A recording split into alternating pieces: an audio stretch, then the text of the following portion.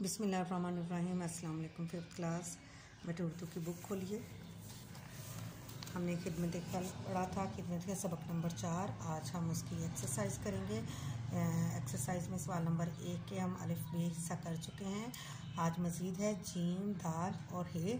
इन सवालात के जवाबात हम करेंगे हल। तो चलिए आइए मेरे साथ करते हैं।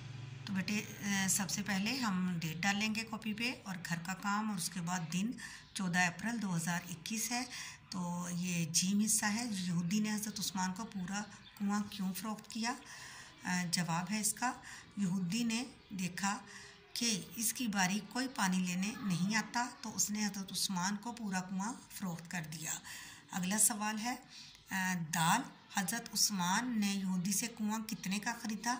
जवाब है इसका, हज़रत उस्मान ने पूरा कुआं 20 दिनार में ख़रीदा।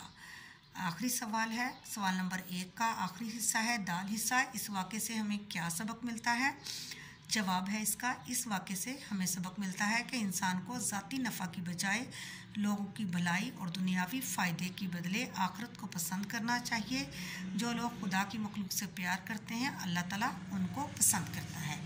जी बेटे, हमारा आज का काम मुकम्मल हुआ।